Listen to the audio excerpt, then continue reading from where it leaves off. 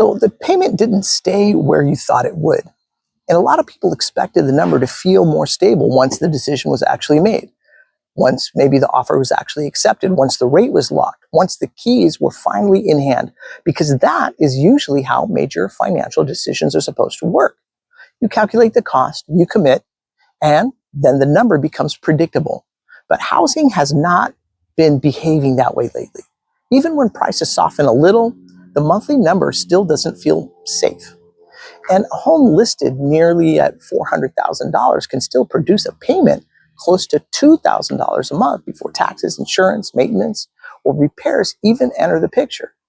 And once those additional costs show up, the total monthly obligation often moves closer to $2,500, sometimes closer to $2,800, depending on the location and the condition of the property. So even though the headlines might suggest the market is cooling, the lived experience itself still feels tight. And that is why so many buyers are hesitating right now. Not because they don't want a home, but because the full cost still doesn't feel predictable after the commitment. And buyers are noticing the same pattern at the same time here. A house that sold for under $200,000 just a few years ago now shows up listed closer to $400,000, sometimes with no meaningful upgrades at all. It's the same layout, same square footage, same neighborhood, but a very different payment. And even when the price gets reduced, the monthly total still stretches the budget more than expected, because the purchase price is only one part of the obligation. The mortgage might be around $1,900 per month, but then you add property taxes or you get insurance added on, maintenance eventually shows up, and repairs do not wait for perfect timing. So suddenly the total housing cost can land somewhere between $2,500 and $2,800 per month. And that assumes nothing major breaks in the first year, like nothing floods or nothing cracks or nothing needs immediate replacement. But many households are realizing the decision is not just about whether they can qualify for the mortgage. It is whether they can absorb everything that attaches itself to the mortgage after closing.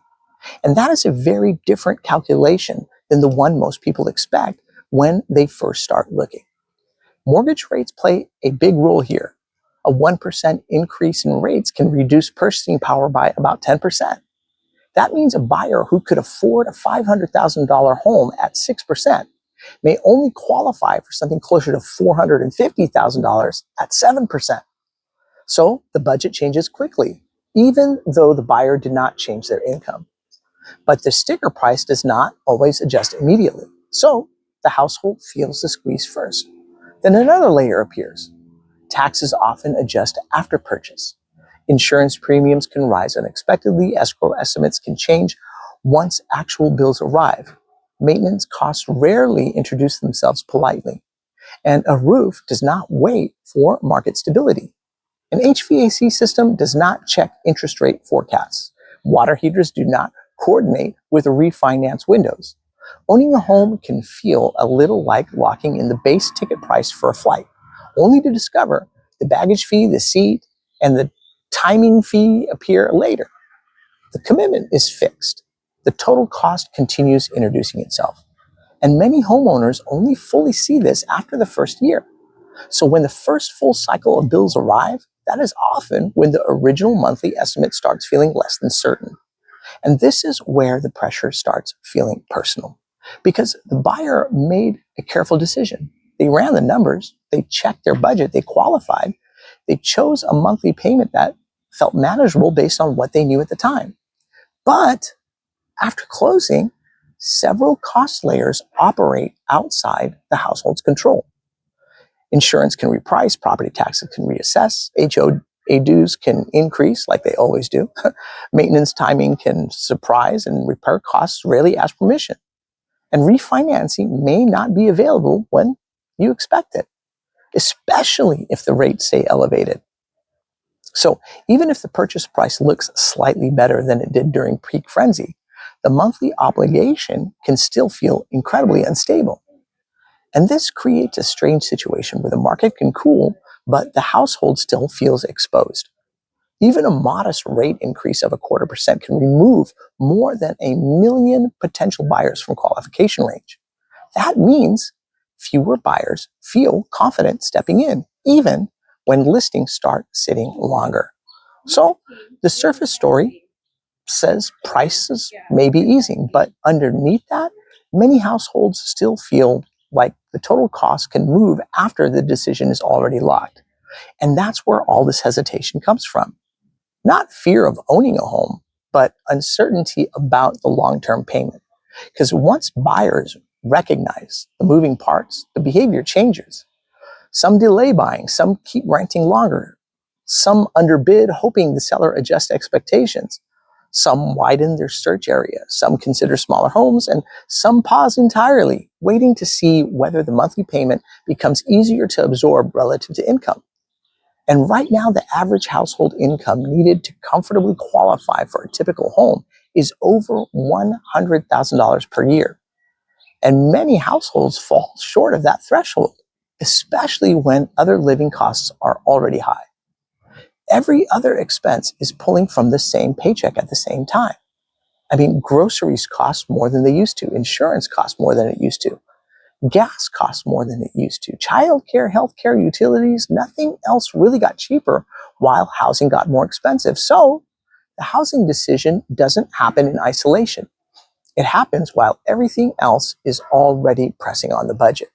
So even when listings are reduced, affordability still feels stretched. And buyers are not only asking, is the price reasonable? They're asking, will this payment still feel manageable next year?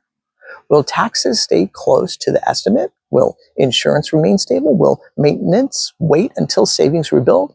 Imagine committing to a monthly payment near $2,000 a month and knowing taxes, insurance, and maintenance could add another $500 to $600 to $800 per month over time. That changes how confident the decision actually feels. And that changes how long people pause. That changes how aggressively buyers move, because the decision is no longer about qualifying today. It becomes about absorbing uncertainty later.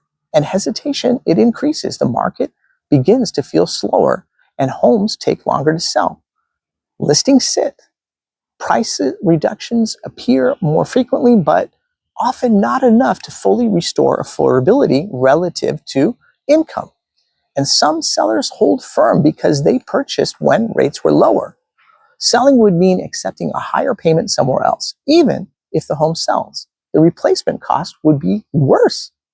So supply increases slowly, demand weakens gradually, and movement becomes uneven. And some homes sell quickly, others sit longer than expected. And the result is what many households are experiencing right now, because prices may soften, but the monthly payment still feels heavy.